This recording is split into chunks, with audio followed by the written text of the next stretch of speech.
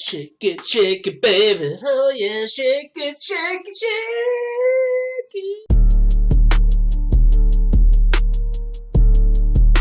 О, начал.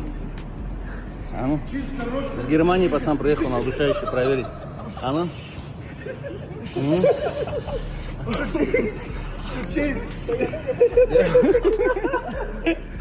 Работает. Работай.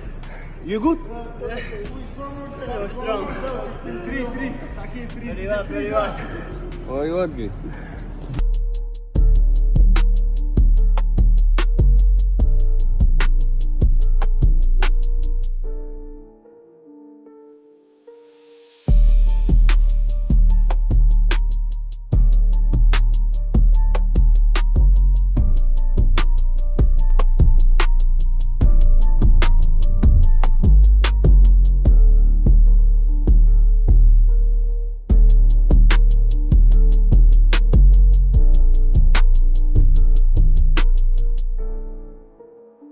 John Anik makes a statement Islam Makhachev should absolutely face Justin Gaethje for the belt. When Anik says something, I cannot help but wonder, is he speaking from overhearing something? Justin Gaethje is 1-1 in his last two. Before you think that's the worst record to get a title shot, Volkanovski's 1-3 in his last four, and he's fighting for the belt. 155 pounds is very confusing right now. Ilia Topuria's got to be in that mix somewhere. Ultimately, whoever gets the nod, if their name is not Ilia Topuria, the undefeated, reigning world champion, if he's not the one that absolutely should fight Islam, maybe we got to listen to what Anik's saying. If it's not Ilia, it's got to be someone else. Maybe it should be Justin Gaethje. Before you get hung up on that, don't forget the guy that Justin Gaethje lost last to, Max Holloway, is now a 155 pounder. So make the argument for me. Tell me why Justin Gaethje should fight Islam and why he should be given the opportunity over Max.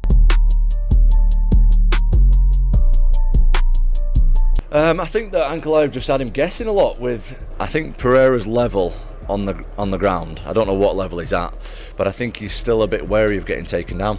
He definitely defended the takedowns well, but me with an educated eye watching it, I don't think Ankalaev was really trying to take him down that much. I think he definitely tried a couple of times. I think he did 10 or 11 takedown attempts, but I would say only 2 or 3 of them he went full blast. I think the rest of the time he was trying to tire him out with the grappling, standing, like the cage grappling stuff. So I think Ankalaev had the perfect game plan. He didn't overcommit, tired him out. I can't believe people watched that fight and thought that Pereira won.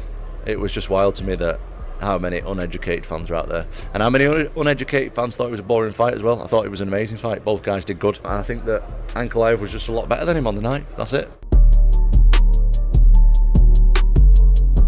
I do a podcast with Matt Brown, and Matt Brown has said, I think Conor just can't let it go. Like, he knows it's over, but that's who he is. He identifies as Conor McGregor, the fighter, and he doesn't want to let that go. In your heart of hearts, do you think we ever see Conor again?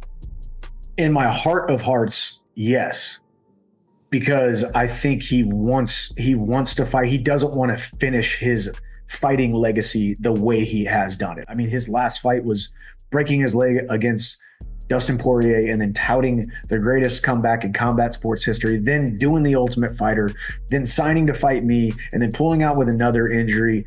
That's my heart of hearts. Now, my mind, like, if you were like, hey, if you're a betting man, does Conor come back? No.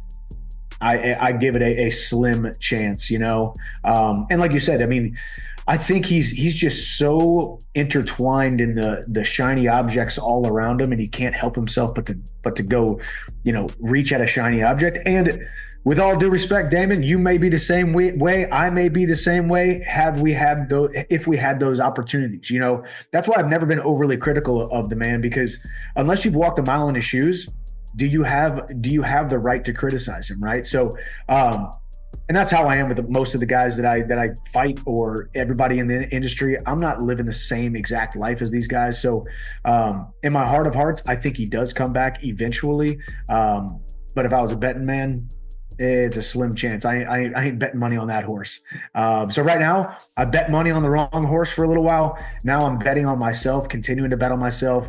Took the opportunity against Charles Oliveira, fell short. Now I'm betting on myself again to go out there and fight Paddy Pimblett here in April. And we're going to stay active this year. And if he ever does come back, his road back to the UFC goes straight through Nashville, Tennessee, and Michael Chandler.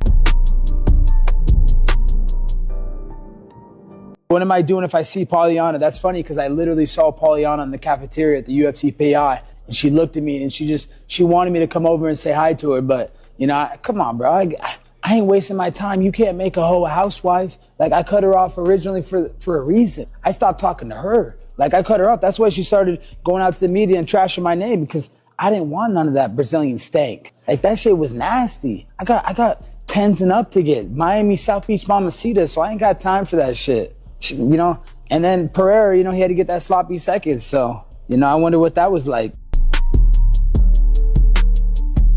You know, I'm sick of talking about Topuria, lad. He's an absolute helmet. He wouldn't be where he is in the UFC without jumping on the back of my name. So, yeah, I do want to settle that beef one day, but let's see if he steps up.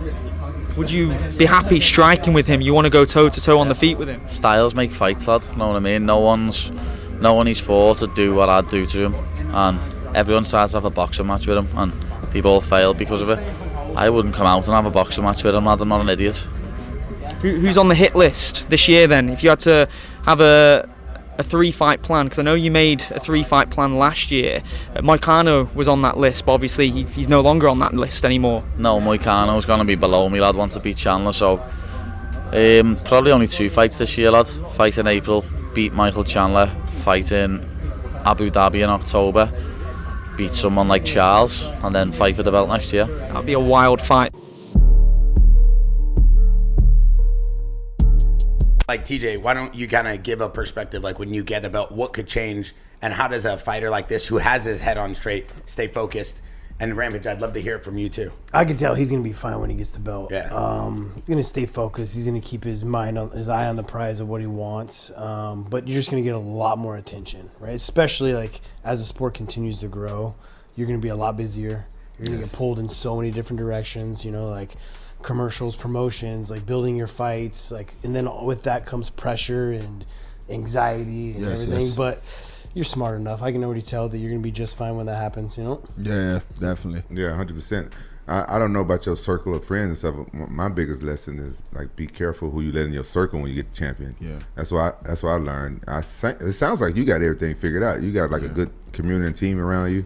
I had, like, Sharks managers and, you know what I'm saying, Sharks friends and stuff like that. That's one thing that I wish somebody would have told me. But you know what? Tito kind of told me some stuff, but he ain't just really just tell me. And I wish I would have been paying attention a little bit before. Yeah. Tito Ortiz? Yeah, Tito Ortiz. I learned a lot from Tito Ortiz. So Tito, I remember when Tito used to fight, and he used to, like I said, I used to call him. I used to call him for whatever, meet up for training or something like that. And his voicemail would be like, I don't got no tickets and stuff like blah, blah, blah. I was like, why in the he saying this like on his voicemail? Now I know. Yeah. Yes. What also is going to make a difference from too is he's married, he's got a family, right? Yeah. Like the tension that comes along with winning the belt is, you know, so being grounded is going to help as well too, you know? Yeah. And surround yourself with good people, you know? The same people that are with me since like 10 years ago, they're still with me, you know? The same trainers, my manager that's like a brother to me, and my family and all my friends over there in the gym and outside the gym. It's like almost the same people.